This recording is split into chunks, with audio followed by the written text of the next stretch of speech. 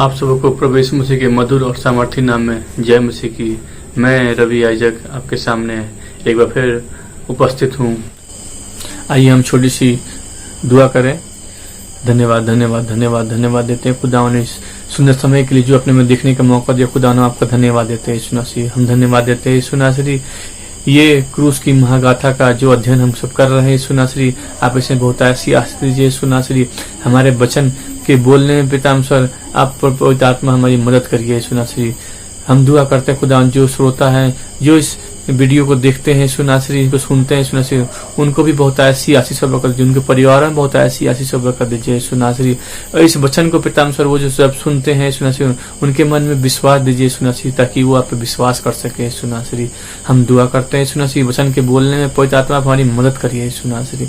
पिता छोटी सी विनती आपके पुत्र हमारे उद्धारकर्ता प्रभु यीशु मसीह के नाम से मांगते सुनिए तो ग्रहण कीजिए। आमीन।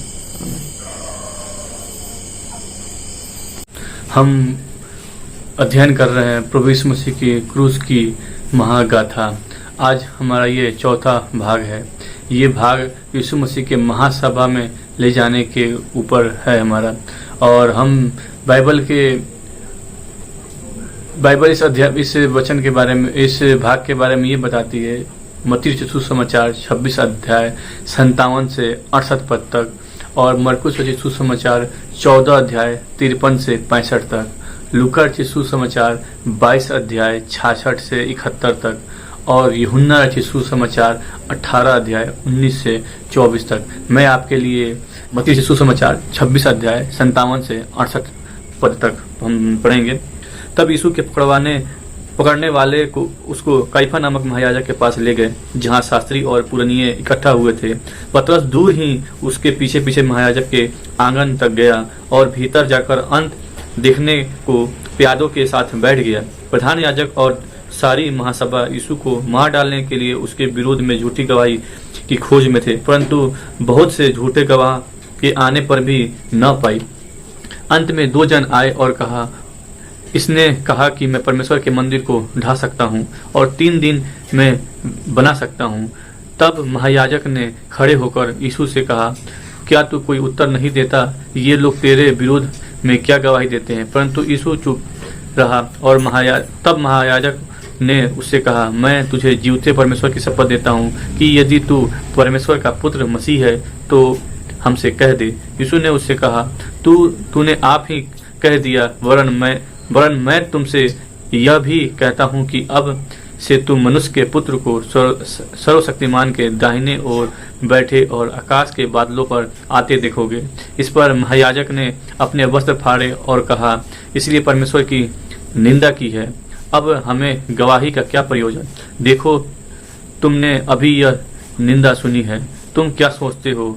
उन्होंने उत्तर दिया, यह वध होने की योग्य है।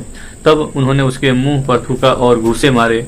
दूसरों ने थप्पड़ मार के कहा, हे मसीह, हमसे भविष्यवाणी करके कह कि किसने तुझे मारा। ये अद्भुत रीति से प्रभु का ये वचन है। यहाँ पे हम पाते हैं कि जब यीशु मसीह को पकड़ा गया तो काइफा नामक महायाजक के पास ले जाया गया कि प्रभु यीशु मसीह को दोष लगाए, और उसको फरीसी और शास्त्री इसी वजह से ले गए थे कि उसको वध के लिए ले जाया जाए या वध के लिए दोष किया जाए, दोषी ठहराया जाए।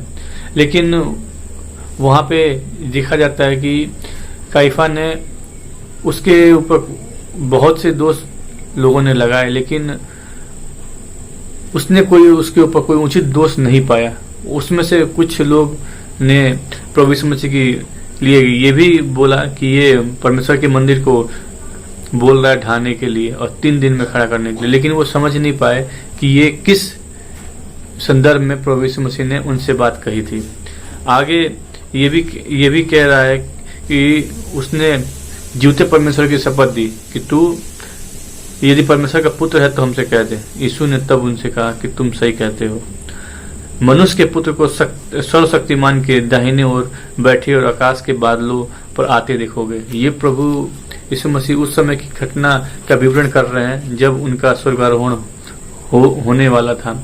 वो उनको पहले से ये चीज पता था कि ये क्या होना है।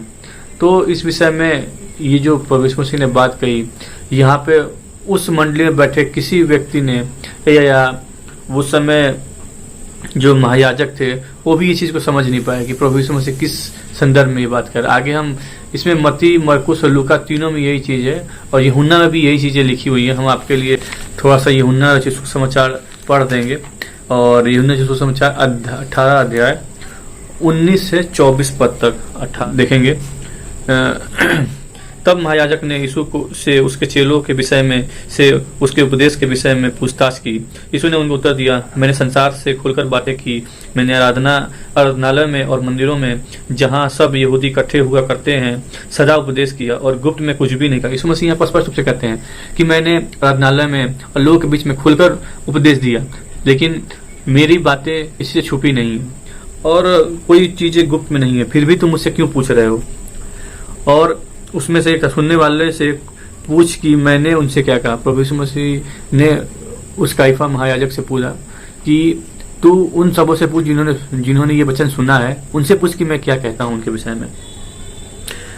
और 22वें वचन में लिखा है कि तब उसने ये कहा तो प्यादों में से एक ने जो पास खड़ा था यीशु को थप्पड़ मारकर कहा, क्या तू महायाजक को इस प्रकार उत्तर देता है। यीशु ने उससे उत्तर दिया, यदि मैंने बुरा कहा हो तो बुराई की गवाही दे, परंतु यदि भला कहा हो तो मुझे क्यों मारता है। हन्ना ने उसे बंधे हुए काइफा महायाजक के पास भेज दिया। अद्भुत से ये वचन हमें बता रहा है। प्रभु यीशु मसीह वहां भी यही कहते हैं कि अगर मुझ में कोई बुराई है तो उसकी गवाही दो, लेकिन उनके लिए कोई ऐसी गवाही प्रभु यीशु मसीह ने इस जिंदगी जमीन पर रखे नहीं छोड़ी।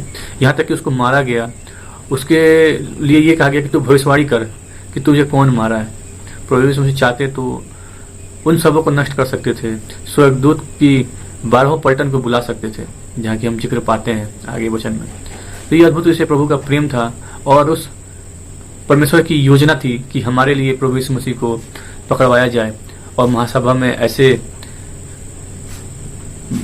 ले जाकर प्रभु यीशु मसीह की जो इतनी दुर्दशा हम कहेंगे आज के समय में भाषा में, वो किया गया। लेकिन प्रभु यीशु मसीह उस परमेश्वर की इच्छा पूरी करने के लिए ये सब सह लिए, और हमारे लिए हमारे गुनाहों को धुलने के लिए प्रभु यीशु मसीह ने ये सब यत्नाएं सही ताकि हमारा उद्धार हो सके। ये परमेश्वर की अद्भुत सी योजना थी हमारे लिए, और हमें आज इस वचन को पढ़ते हुए और इस वचन को स्मरण करके ये चीजें महसूस हो रही है। आज के समय में अगर कोई हमें थप्पड़ मारे या कोई हमें कुछ गलत बात बोले तो हमें इससे बर्दाश्त नहीं हो पाता, क्योंकि हम संसारिक हैं, हम परमेश्वर के उस प्रेम से भी जुड़े नहीं हैं। जब हम परमेश्वर के उस प्रेम से जुड़ जाएंगे तो ये सब चीजें हमें नाकामिल जैसी लगेगी। कि परमेश्वर ने कहा कि तुम परमेश्वर के राज के खोज में लगे रहो। हमें परमेश्वर के वचन को अद्भुत रूप से स्मरण करना है, पढ़ना है, उसकी संगति में आगे बढ़ना है और दूसरे को भी प्रेरित करना है।